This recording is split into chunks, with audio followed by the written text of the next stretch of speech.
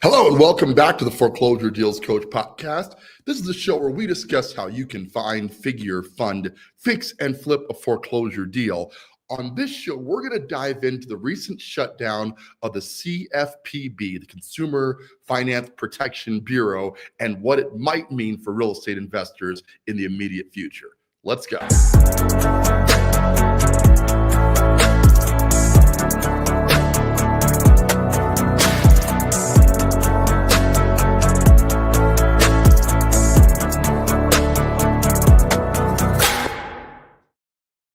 Hello, and welcome back to the Foreclosure Deals Coach podcast. I am your host and Foreclosure Deals Coach, Donnie Corum. And once again, this is the show where we generally discuss how investors just like yourself can get into the foreclosure investing business with our foreclosure system that can help you to find, figure, fund, fix, and flip a deal. It's called the Foreclosure Profit System. Man, it's an early morning. And let me tell you, it is cold, right? We are in Colorado Springs, Colorado. The last few days have been unnecessarily cold, though not unseasonably cold based on what Colorado's supposed to be like in February. To me, frankly, I know there's a lot of people who are skiers. They love the outdoor sports and all those events. And to you, I say, I hope you're enjoying this. I really do. For me, more of a tropical guy, kind of like my beaches and in warm weather. So not as big of a fan of the weather when it's like this, but I do appreciate that so many people are out there and they're happy and they're enjoying this cold weather. I'm just not one of them. It's just not my thing. So with that, let's hop right into our show today.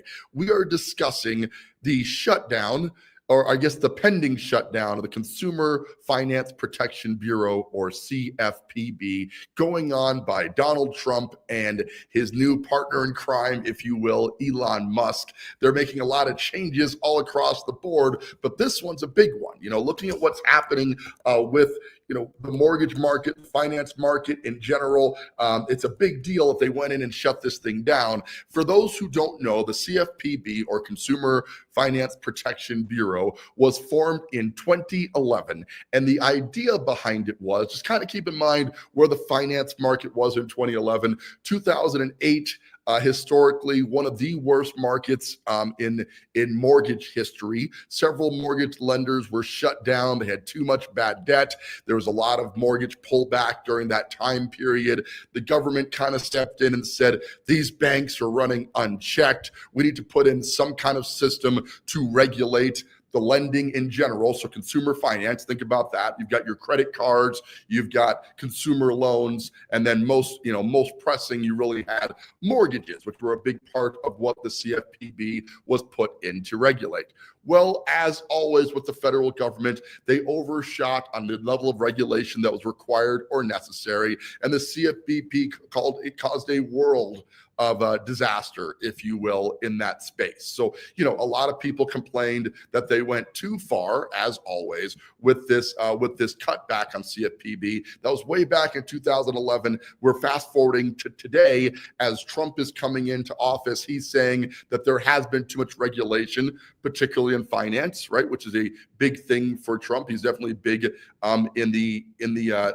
finance world. He's a banker. He's a real estate investor. He's a lot of the things that people who want to make a lot of money aspire to become, right? So that's happening in real time. And they're looking at the CFPB and they're going, hey, this may have been a bit of an overstatement here. We may have gone a little bit too far with this. We need to shut this thing down. Well, a lot of people are complaining that these changes that they're happening under Elon Musk are not exactly following any sort of process.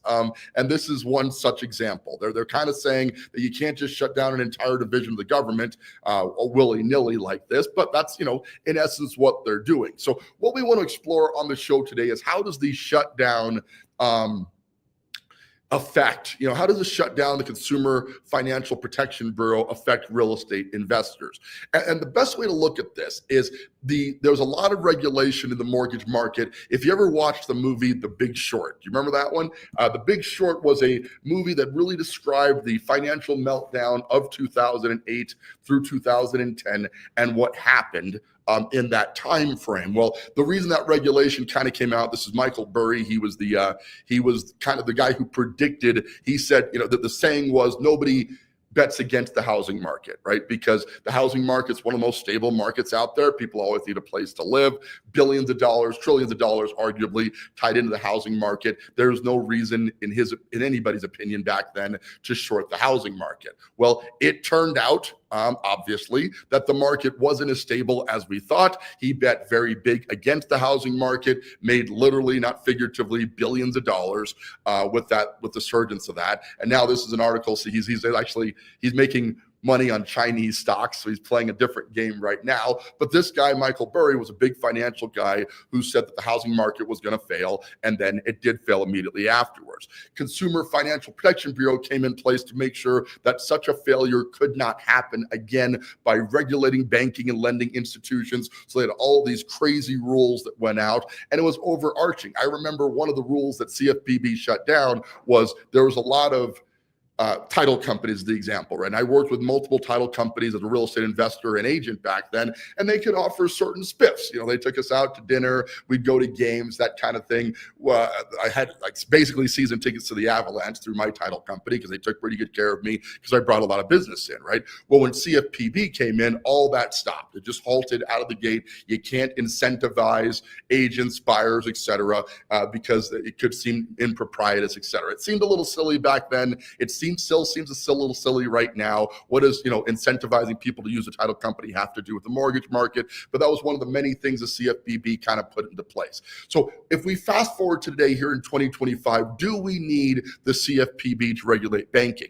And my argument as a guy who wants capitalism to reign supreme, and obviously the argument of Elon Musk and Donald Trump, is that no, we don't need these institutions in place to regulate what banks do. Donald's attitude has generally been, let's let the banks regulate themselves. Let's do a little more stepping back, less government, laissez-faire. You may remember from school studying government, less government is better. And in general, I support that, right? Do we need as many of these regulations in place? But here's my concern. Right. So we want to play both sides of this and try to be balanced. I do believe the CFPB went too far, but I also believe that reducing regulation from very heavy regulation to zero regulation is a little bit dangerous, okay? And that's kind of what we're doing right now. If we completely gut the CFPB and some of the restrictions that they put in place, the banking, and let's be honest, okay? Bankers are not known across the board for making great decisions. You look at JP Morgan Chase and what happened there, the Lehman Brothers,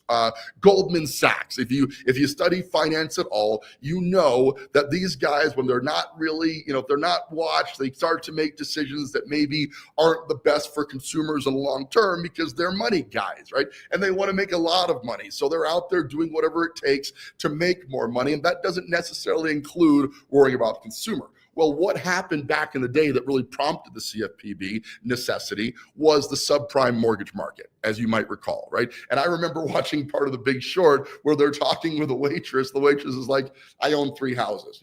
She qualified for those houses using subprime, no doc mortgages, right? But that was such a normal thing back then because there was no regulation. No doc loans kind of took over, right? Everybody, if you could fog a mirror, was the general saying when I was in real estate back then, you could qualify for a mortgage. Is that necessarily what we want? Do we want a bunch of unqualified people buying houses? We do want people to buy houses, right? Especially as real estate investors, we definitely want to see more activity in the mortgage market.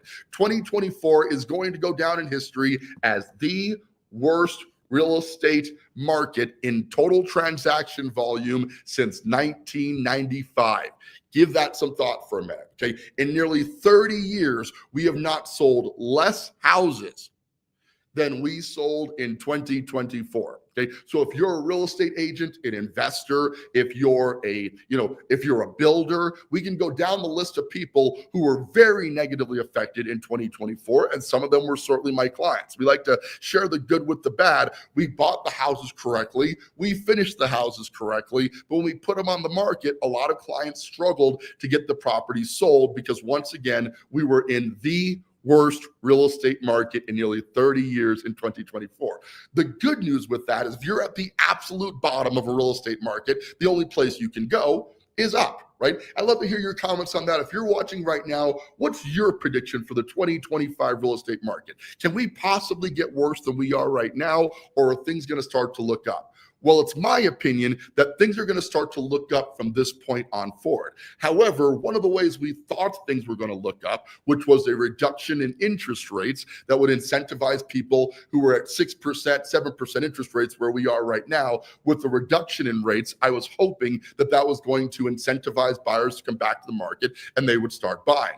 Well, unfortunately, right before Trump got in office, rates did quite the opposite. We didn't see a big decrease in interest rates, did we? We actually saw an increase in interest rates in the last couple of months leading up to the election, which is not completely uncommon. You generally see an interest rate cycle right before a presidential election, but we were really hoping that interest rates were going to dip, and unfortunately, they did not. So the net result is right now, people are wondering what is going to motivate things to get back to normal.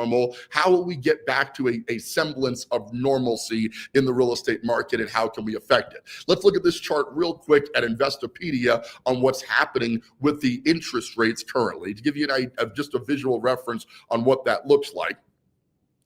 And I apologize. Let me just share the screen here. Here we go. Screen. Here we go. Okay, so this is from Investopedia, and you can see here that we had the rates that they started to trickle up in April of 2023, right? And actually a little bit before that, we had seen a pretty substantial increase. But this chart starts at 23. We're heading up. October hits. I remember feeling the relief, through November and December as the rates started to come down. It's like, okay, things are going to get back to normal. We're going to start to stabilize. And then right around, the presidential election and everything, things started to go right back up again, right? And that's where we find ourselves today, roughly 7% interest rates. We definitely did not see the interest rate decrease we were all hoping for, did we? So what is going to change that? Well, Trump's opinion and Elon Musk's opinion is by deregulating the market a little bit, by taking some of the stops off that have restricted the movement in the market. That's what's going to incentivize things to get back to normal and move correctly. And I agree to some degree. Once again, I do believe that the CFPB was overreaching. They went a little bit far and they caused some problems that we've been struggling with since their inception so many years ago. But my concern is the best example, if you really want to dumb this down, I saw a YouTube video and I'm going to steal his analogy here. But if you can imagine for a minute that there was a hallway monitor at your school, right? And this hallway monitor makes sure, like we did when we were kids, that you weren't running in the hall or rough housing or et cetera, breaking things of that nature. And they were there to regulate that. And everybody kind of abided by that because you knew that hallway monitor was there. Right? And so as a result, your behavior improved drastically. Well, one day you get to school and they pull that hallway monitor out. They just say, you know what, we don't need this position anymore. You kids know what to do. You behave yourselves. Don't run in the hall. Don't roughhouse. Don't get too crazy in the hallway. And, for the first couple of days, maybe, right, you're going to behave yourself because it's like, yeah, we do know what the right actions are. But then you start to realize nobody's watching. I can kind of do whatever I want, right? And suddenly you push your buddy in the hallway a little bit. And of course, he pushes back because he thinks that's funny. And before you know it, all out pandemonium has broken out again. This is what I think is going to happen if you completely gut the CFPB like they're doing right now, okay? I think the banks are going to play nice for a little bit, and they're going to gradually release some money into the market, and they're going to behave themselves in the short term. My concern is without this hallway monitor, we could very quickly find ourselves in a very similar subprime market to what we dealt with when we were when we had that big run up in the market in 2007 and 2008, where it just got way too easy for everybody to qualify for mortgages. So waitresses own multiple houses. I'm not here to knock waitresses. All I'm saying is there were no qualifications to prevent people from driving up the market. As it sits today, can we argue that the people that qualified for mortgages are qualified to own houses? Well, that might be true, except another alarming statistic recently hit the market, which is that defaults on mortgages within the past that were started within the past 12 months are currently at all-time highs, meaning that if you got a mortgage in 2024, okay, they have more defaults. People are simply not paying their mortgages right now, okay, at an alarming rate by comparison, because usually when you first get a mortgage, you're excited about home ownership, your finances are in place, and you're paying your bills. That's not the case this round. We have a huge amount of people who are now in default on their mortgage, despite the fact that they've only had the mortgage for a year or less. Okay, that's a little bit terrifying, but we got to keep going. Okay, if we also have to factor in that the big hedge funds, one big example is BlackRock, okay, are now starting to offload their inventory of houses that they bought in the big run up, right? They bought houses in 2019, 2020, 21 when things were going up at an alarming rate, and then rents were coming up as well. So these things were cash flowing, making these banks a ton of money. And now neither of those things is the case, right? We're definitely not appreciating at the rate that we were back then, and rents have not kept up with with the interest rates and et cetera. So people are not making as much money. And if you look at the return on investment on single family rentals right now, especially in blue states like Colorado and most of the Western states, to be frank with you, you're not seeing the rate of return. So of course, these big hedge funds are seeing that. They're going, we can make more money on this in other places, and they're starting to sell that inventory. The third and final strike on this is the shadow inventory of foreclosures. Way back in 2020, you had a bunch of moratoriums placed on the foreclosure market, which was in good spirit, right? People were obviously unemployed because of COVID. They couldn't go to work, so they're not making money, so they can't make their mortgage payment. So it was logical. The spirit of it was logical to shut down the ability to foreclose and take these people's homes when they're in a position where they couldn't make the payments. So I supported that, but they didn't undo it. The problem with the Biden administration is they put these moratoriums in place, and then no steps were taken afterwards to reduce those moratoriums and start to get the foreclosure process in place.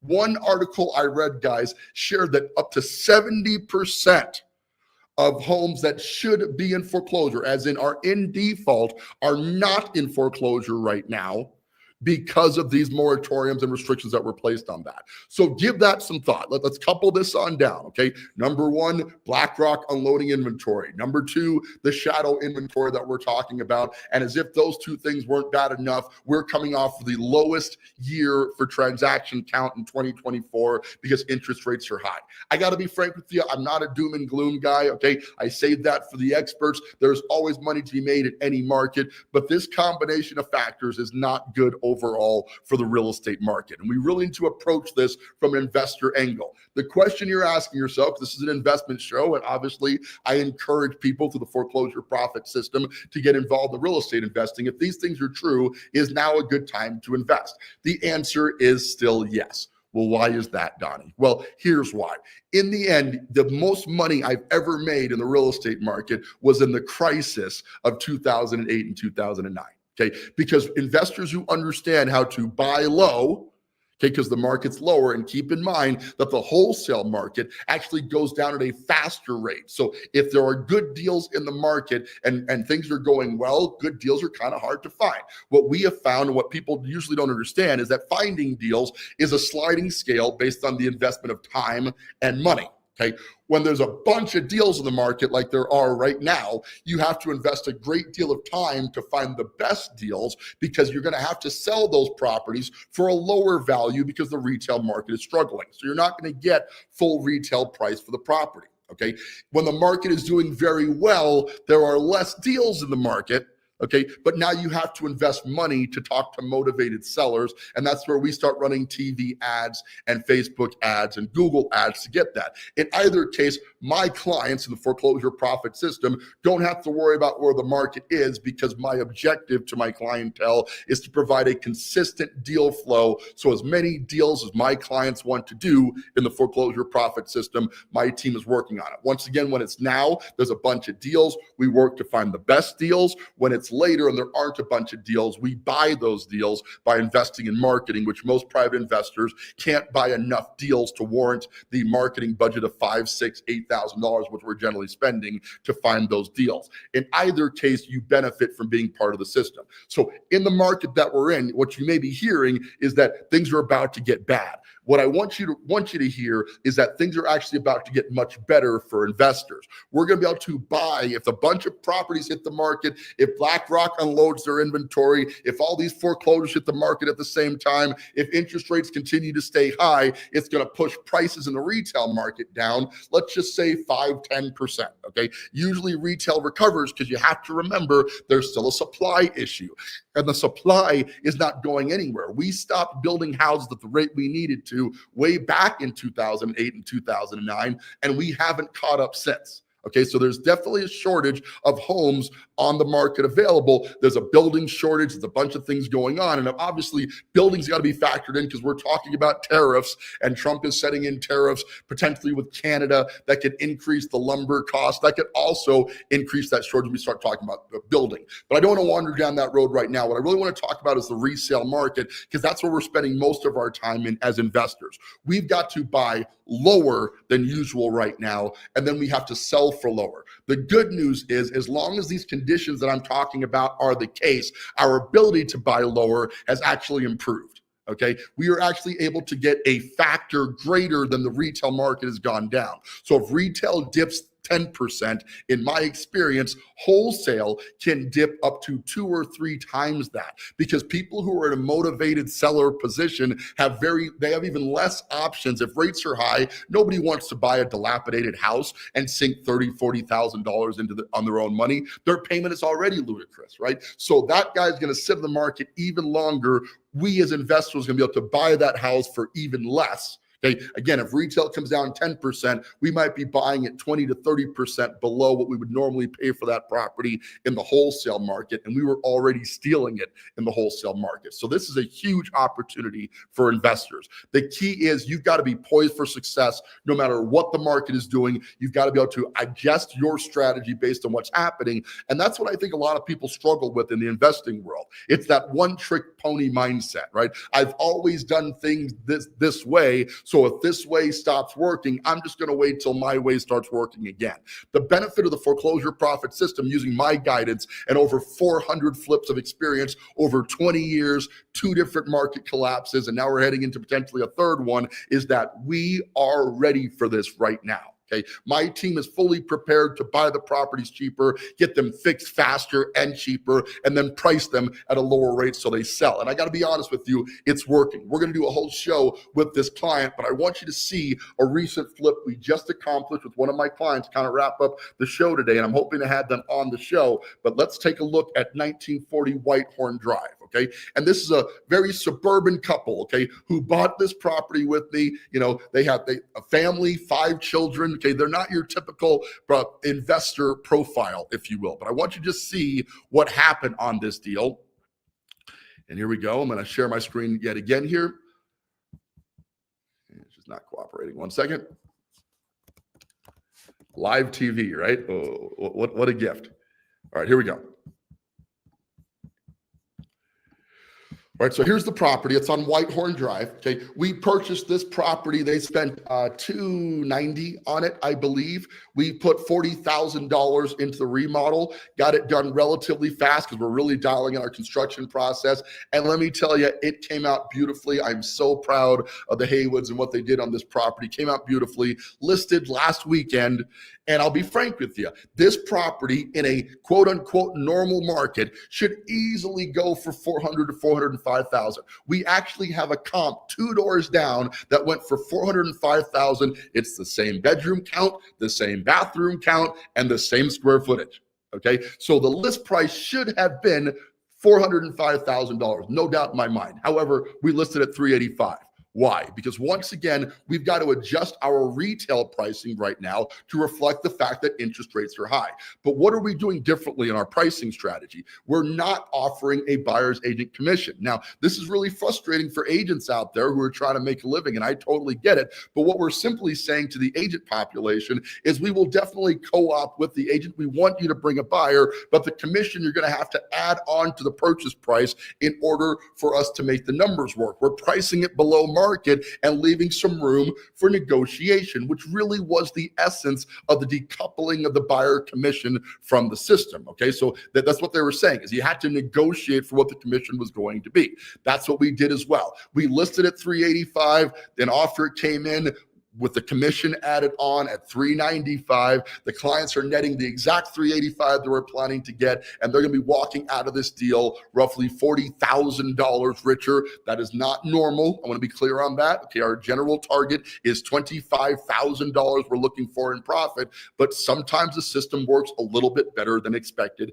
and this is one of those examples. Okay, what did the client not have to do to achieve that result? They didn't have to find that property. My system found it. They didn't have to do market analysis. Honestly, this is their first flip. They're not super qualified to do market analysis, right? There's a lot of emotion in the market right now. My system handles the market analysis. You don't have to worry about that. They didn't have to find funding for the deal. They simply brought the down payment in. We connected them with my private lending resources so they could get the capital they needed to buy the deal. They didn't have to fix the deal. We connected them with our project manager for construction to get the deal rehabbed, right? Without any input from them. They visited the house a couple of times, saw the construction crew, and then they didn't have to pay a 3% listing commission to the agent or a buyer's agent commission at all because we added it to the deal. So they're netting more money on this deal. The point of this is there's a mindset that the market is bad right now, but a reality that if you just change your pricing strategy, there are still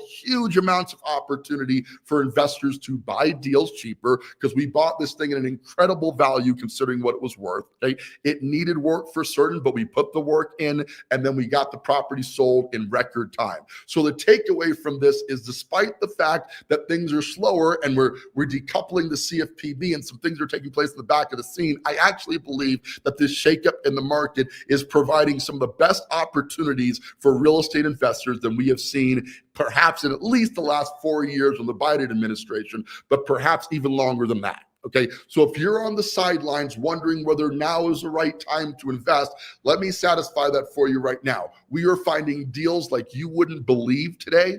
Okay, we've got an amazing system for analyzing those deals. We've got lenders who are eager to fund those deals for my clients because they really want experienced borrowers doing deals in this very choppy market. So you're borrowing my experience in over 400 fix and flip deals to give you the leverage that you need to get better financing terms on your flip. We have construction crews who are really slow right now, right? It's the dead of winter and the market was really slow last year. Okay, so we're getting construction rates that are really awesome at the moment, and then we're pricing the property just below what market value is and negotiating on the commission to provide the best net return to the clients of the foreclosure profit system, and it's working. We're making money for our clients. Things are starting to take place. Are we heading to the wild, wild west in lending? Maybe. But if that's the case, you're going to want to be in front of that. You're not going to want to wait till the market starts to vault north a lot, because I believe it is going to start to head up, not at the rate. We're not going to see this huge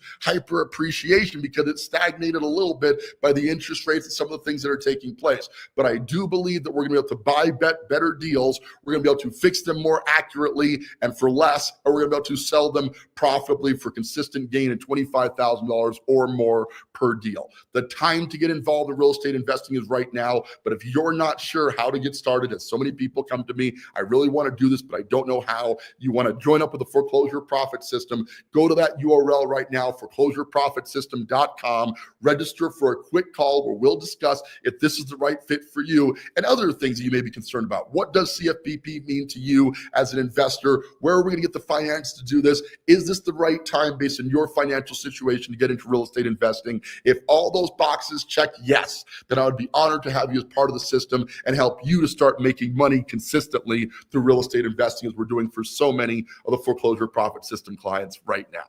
With that, I know our show ran a little bit long today, guys, but thank you so much for tuning in. I love having you guys on the show each and every single week. And for those of you who hung on to the very end of this, thank you. Like, from the bottom of my heart, thank you so much. It means the world to me that you've taken time out of your day to listen to me yak about my favorite thing in the world, the real estate investment market. I appreciate it really from the bottom of my heart. With that, this is Donnie Corum, your foreclosure deals coach, thanking you for tuning in and reminding you now and always, don't buy a house, buy a deal.